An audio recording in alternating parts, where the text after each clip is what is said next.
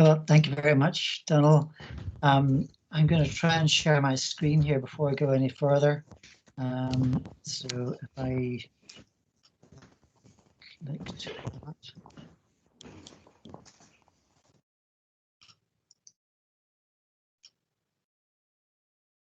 Is that now showing a PowerPoint? Yes. Jude's got a copy of this, so if things run amok, she will certainly catch up from us. So that should be filling your screen. Oh, that's not me. I've always felt somewhat diffident about filling in my occupational and passport forms and the like as architect. It's true that I've studied architecture and it's been a major preoccupation, but it was actually only my real employment for just a couple of years. So this is going to be a talk about my non-career in architecture, as I will explain. Should now be seeing a picture of my father. I hope that's coming through at the right time. He was an architect and he always wore the tie, the rigueur in those days. I used to watch him drawing interesting pictures on his drawing board and making models of buildings. So I thought that architecture was about doing drawings of buildings you'd like to live in, preferably with a big conservatory, a nice library, and pterodactyls. And so it was that I arrived at Queen's University, and after a few weeks where we were taught about calligraphy and being told how to sharpen pencils, I realized we weren't going to get much freehand drawing. Life drawing down at the art college was mentioned, but it was cancelled, and in its place we did geometric shapes from perforated zinc and plaster, which wasn't as much fun. I have to say that my own work through Queen's was always uninspired, and each year I had to do resets. And I spent more and more time in the music department. And every year I thought, if I don't get through the resets, I'll switch to music. But much to my surprise, I did scrape through each time. And then we got the year out, and I was allocated a job at the architects department of the Regional Hospital Board in Oxford. Oxford, city of dreaming spires. At last I thought, I'll find out what architecture is all about. But imagine my disappointment to find that everything in the board was designed using the Oxford method of system building. It looked like this. I don't know if that gives you confidence in its stability and durability, but I'm afraid I wasn't very impressed. It rusted and it leaked, and tolerances of 1 millimeter were fine on the full-size details we had on our drawing boards, but it did not work out on site. I tried to like it, but I failed. But it wasn't a wasted year. I learned a lot about caricature. It was quite a large office, but before long I'd done caricatures of nearly everyone in it. You should now be seeing a picture of a gentleman in a draftsman's smock, something you don't see very often now that computers have taken over. It got to the point where people thought there would be something wrong with them if they hadn't been drawn. And this is Betty, who guarded the stationery cupboard, and woe betide you if you took 2 pencils when 1 would do. So coming back to Queen's after that, we were given a project to design a school of music, which sounded good because I liked music. But I was disappointed, to say the least, when I was told that we had to be designed using system construction. And I was even more surprised when I looked at the site which we were supposed to develop, because there were already buildings there, and they looked perfectly good. Why were we being asked to pull down buildings like these and put up a system building instead? My solution was to put the new building underground, entering it from one Victorian house and exiting from the other. I thought it was a pretty good compromise. But no, I was told it was the wrong answer. The future of architecture was going to be system building, and I would have to learn to live with it. And so I'd learned Patton's first law of architecture, which is that you can't put up a new building without pulling down an old one or covering some countryside. I have to remember that at this time, there was no such thing as a listed building in Northern Ireland, and conservation wasn't a word in the architectural vocabulary. So frankly, I was puzzled as to what to do. When it came to our final thesis, I chose to do a written one exploring the work of John Ruskin and William Morris, because I realized they'd been through a similar crisis in the 19th century. This is William, and thanks to lockdown, my beard is now nearly as long as his. Well, after getting through Queen's, my first job was in Edinburgh, a place which I went to because repair and restoration of old buildings was treated as a matter of course there. So for a couple of years, I worked with a firm called Robert Hurd and Partners, who specialized in restoration work. My first job involved a series of about 30 of the closes down the Royal Mile. The closes are like the entries off Ann Street, very narrow, maybe 6 foot across, maybe 8 if you're lucky.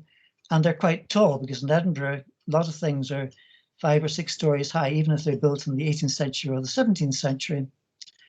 And the closes were a little mixture of things, from the 17th century tenement you see at the top right here, down to more modern things later, some of them not very substandard, some of them. So it was a very interesting process, and because the closes were so narrow and we didn't have laser devices in those days, the only way to draw it was to stand with a crick in your neck, looking up 4 or 5 stories virtually vertically to draw the existing drawings to work from. Now, that job was the last time I was actually employed as an architect. My next job was as a planner in the Glasgow Planning Department. Given the priority Glasgow gave to its historic buildings at that time, it was probably not surprising that 4 out of the 5 of us in the conservation section actually lived in Edinburgh. But Glasgow has some amazing Victorian architecture, which I was soon drawing during every lunch break, and some superb Art Deco offices as well. People in Glasgow are very proud of it. And one time when I was visiting a rundown tenement by Greek Thompson, an old man living in it told me, "This is a very important building, Ken. It's by Greek Mackintosh." At that time, Glasgow had more miles of motorway per head of population than any other British city, and the lowest car ownership. And the crunch point I had came when I had an argument with a planner about a road he wanted to put through a derelict Rennie Mackintosh building. This picture is inspired by a piece of motorway in Glasgow which soars up and through the city centre and then stops dead when it reaches the Mitchell Library. Apparently the Mitchell Library, although it's listed, didn't show up on the road map when they were designing that bit of motorway. It's now gone, it's been demolished. It was rather an interesting piece of sculpture, but it certainly wasn't a very good piece of townscape. Anyway, the planner in this case of the Rennie Mackintosh building told me rather pityingly as I didn't understand the importance of its design because I was only an architect. So I threw that in and started doing a planning course back in Edinburgh. It was run by Professor Percy Johnson Marshall, who showed us hundreds of photographs of cities around the world as seen from the air, but as far as I remember, none of the people living in them. This is an egg cup which I made in his likeness. I soon realized why planners thought the way they did, but wasn't convinced they were right. So this time, when I failed the exams again, I knew there was no point in doing them again because I would put down the same answer as I had just done, the reasons to avoid motorways and to avoid the clearance of old buildings. So I started a second-hand bookshop with a friend and went to auctions there several times a week and learned every day about writers and illustrators and history and the extraordinary variety of information that goes through bookshops. To make ends meet, I was also playing the piano for ballet classes and doing illustrations for newspapers. But in my spare time, I was still looking at buildings and frequently drawing them. For instance, I drew a great many pubs across Edinburgh for a book called The Complete Edinburgh Pub Guide. And for someone who doesn't go to pubs very often, it was very educational. There are about 60 pubs in Edinburgh city centre. But then I got involved in a more hard-hitting publication of essays called The Unmaking of Edinburgh. And this was about the demolitions that had followed from house clearance, street clearance in Edinburgh. We think of Edinburgh as a place that doesn't change very much, but like every city, a lot gets demolished and a lot goes. And this was an attempt to try and look at that critically. So I was doing drawings about tenements like this, making them look reasonably attractive, but drawing them as they were and getting involved in why people were being put out of the houses. And that got me involved with resident associations opposed to the redevelopment of the city. And I realised how many perfectly good tenements were being blocked up to await demolition, while people also needed housing and could be living in those buildings. This was a squat in London, which I had a friend living in, but there were similar things, of course, in Edinburgh and most other cities. By this time, I had managed to acquire a tenement, a very cheap tenement in Edinburgh, which was sound and spacious and had fine plasterwork. It was cheap because it had been condemned to death to be demolished for an extension to the Royal Infirmary. So it wasn't meant to be there within the next 10 or 15 years.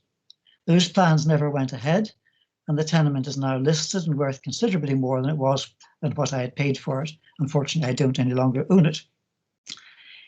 But by this time, I'd realized that I would never be an architect and that my career would lie in opposing what architects and planners were doing to our cities.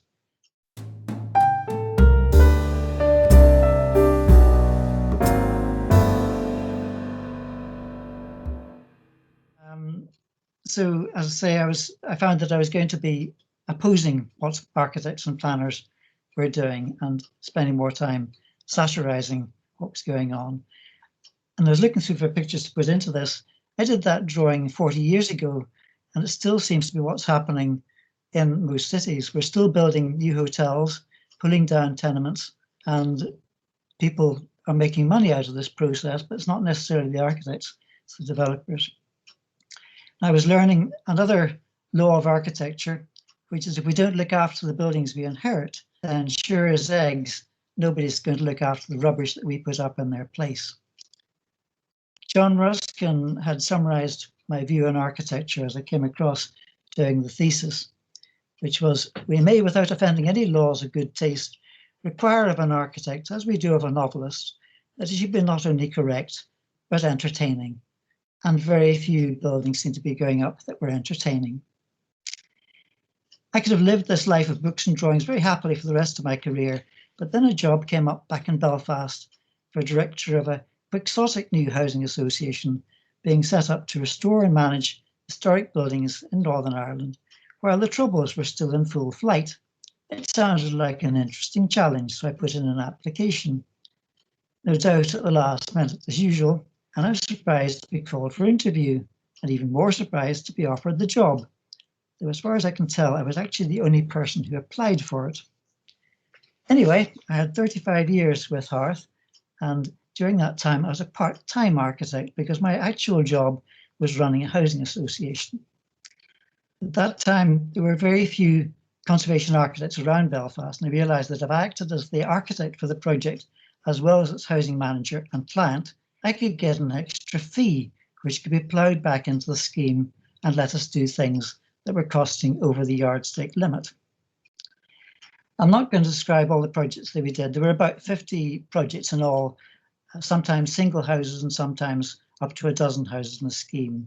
Some done with housing association finance, some by borrowing money and selling the resulting buildings on the open market as a revolving fund, and a few for sympathetic clients like the National Trust and the Irish Landmark Trust, but all were different and taught us different things.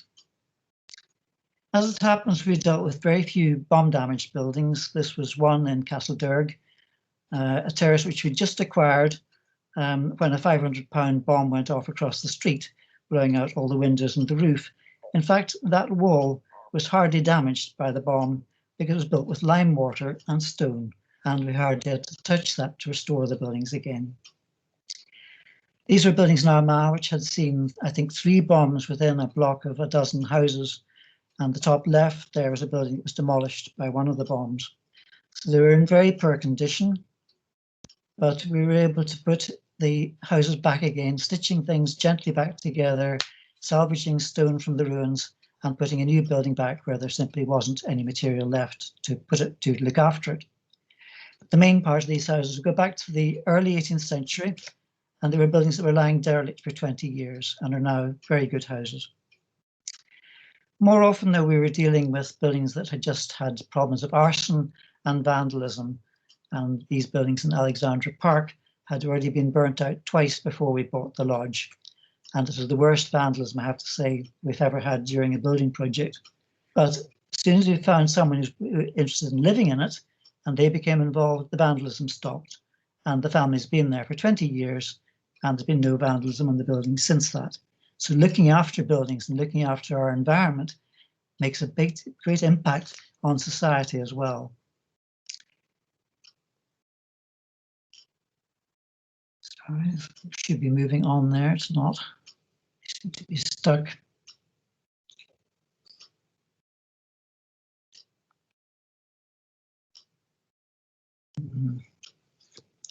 I'm afraid I'm frozen. I'm going to try and. Marcus, if you try unsharing and sharing again, and then if that doesn't work, I can share my screen. I'm not sure if I can find the unsharing. It seems to be stuck there. Can you unshare me and take over if you can still hear me, and I'll just talk? I will try and share my screen and see if it'll let me go through. Sorry about that. No, don't worry, don't worry.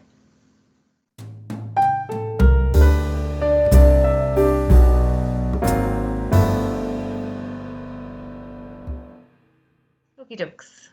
Okay, so this is a building, as I say, which has been occupied by that family now for 20 years. And the main thing was dealing with the vandalism and the arson meant that we were in a state where the society recovered. Go to the next one, please. And these are buildings which were had just been listed at the time we took them on. Listing only started here, if you remember, back in 1972. So in 1978, it was only had 6 years since the legislation came in. And this is a building we got soon after that. It was owned by Queen's University, who wanted to pull it down to make a car park. But as it was, it made 12 flats quite well out of it. And if we get the next slide, just to show the condition that we were in inside the building. It was riddled with dry rot, which at that time normally meant condemn the building. It's too far gone. But next, please. They've restored very well, and we've had flats in those now for nearly 35 years, and very pleasant houses they are. Next, please. Sometimes we're dealing with buildings which were regarded as dangerous. This is a building down in the market. So it was a terrace which only became dangerous because people were moved out of it so that the building could be demolished. And during that period, it was like this, with no floors. The vandals simply took out all the floors, and the building really had become dangerous. Next, please. It's just a shell with the roof barely tying things together. But again, careful piecing together, careful restructuring. Next, please. Provided restored buildings, which we sold by auction. And half of them were bought by local people, which is what we had wanted. This is a building at the end of the road coming into Moira, and there was a terrace of 20 houses here, mostly derelict and unlisted, but we found we could take the top 2 or 3 houses at the top of the terrace and restore those within months. The rest of them changed hands, and they're now almost all restored.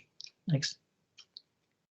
Sometimes they take a long time to get hold of. This is a building which took 20 years to get from this stage to, next please, the restored house that is there on the site now. It's a lock house from the 18th century on the Lagan Navigation. These are big houses in the centre of town which were bomb damaged. The gap there was actually, the building was demolished after a bomb, and the rest were simply vandalised inside. Next please, yeah. So these were restored by Housing Association money, and as you see, it restored the townscape, put a new building back on the gap site. Next, please. As a small housing association, we were able to get involved in every aspect of our buildings. And because our buildings were small, we could change them and change things if we found there were problems like dry rot in the building, or if we'd miscalculated the extent of dry rot. Next, please. We never had more than 5 members of staff, so we're all involved in every aspect of the work, from surveying the buildings initially to funding, to designing, to supervision on site, quite closely, often 2 or 3 times a week, to tenant management and the politics behind all of that. Next, please. So in all this, we were looking also to keep the history and the story of the buildings. This is a building we took on actually about 15 years ago, and that's a photograph which we got after we bought the building.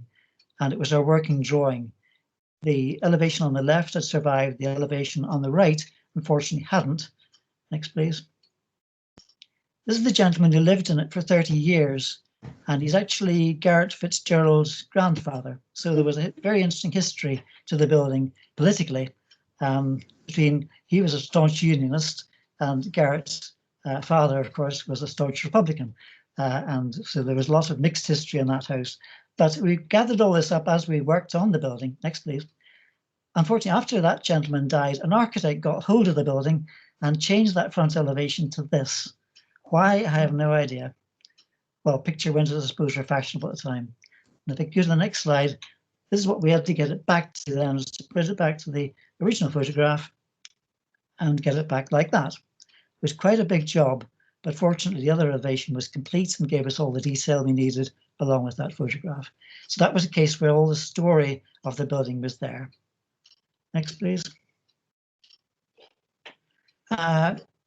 The other thing about buildings was getting to know the tenants. This is a block of houses in Donegal Street, next to a block that we tried to save, which were now replaced by road widening. And this was the tenant. Let's carry on there. Mrs. Anderson was the tenant who moved into one of those houses. She's come from Unity Flats, and she says there never dreamed she'd live in a house that, as she says, looks a bit like 10 Downing Street. Next, please. And tenants come in all shapes and sizes. And this is another one we had who kept animals. This is her pet snake that she's got there. She also had a big fish. And one time, one of the neighbours said, "Have you heard what Elizabeth's got now? She's got foxes." It was not a real fox. It was a stuffed fox she bought in the auctions. But there we are. Next, please. And even more satisfying when you can bring back a public building which has been derelict and unused for 20 years, and people can come back to enjoy it as their parents or maybe even their grandparents enjoyed it. Next, please. So along with all this, I've also been involved with doing pictures, and this is one that I did, a pair of prints about the sights of Belfast. The other one is called The Sight, spelled S-I-G-H-T, and here you see how it works. The before and after, the Empire Theatre Varieties on the top, and the Empire Theatre Varieties replacement at the bottom. And even that has been rebuilt since. Next, please. And this also got involved into writing books. So this was a book I did about all my favorite things around the province, all little details of buildings. And it's made me think of other books that I might follow through in my retirement. Next, please.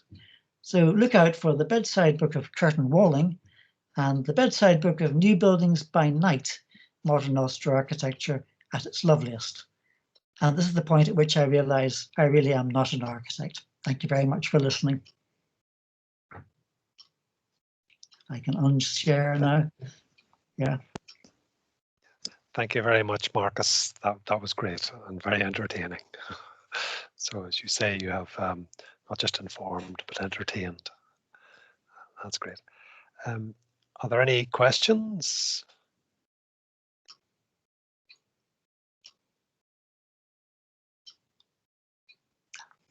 That's all right. I finished the meeting early. It's the way it should be. Yes, just if I come in, Don, yes. Just to say that there was an example of an architect who carries right through concept to the detail on site, and Marcus knew every detail in every one of those buildings and how it was put together and the materials, and that's the master builder actually at quite a significant scale. When you look at some of those buildings, it wasn't just small buildings, those were significant achievements, and Marcus has individually contributed so much to what we see around us in Ulster, and well done, Marcus. Thank you. Yes, it's excellent.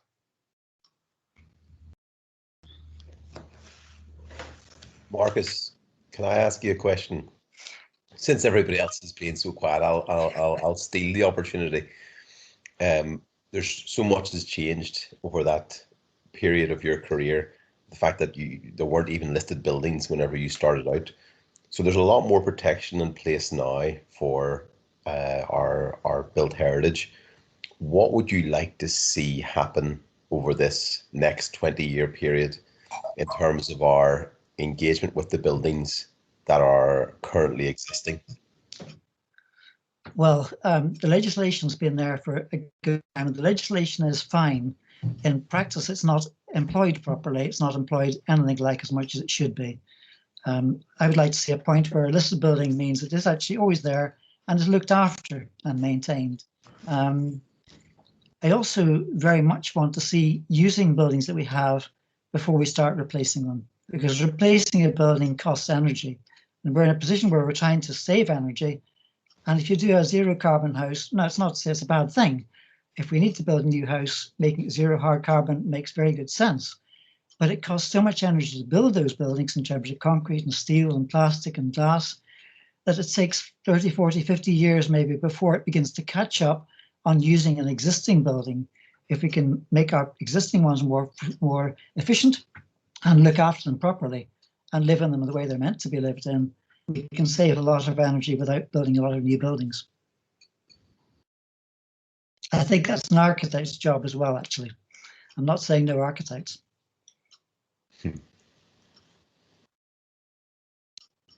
Thank you, Marcus. Thank you very much, Marcus. That was excellent. Really enjoyed that. If there are no other questions or comments, just to say thank you very much. The next general meeting will be in 2 months' time. So I hope to see you all then, and that's great.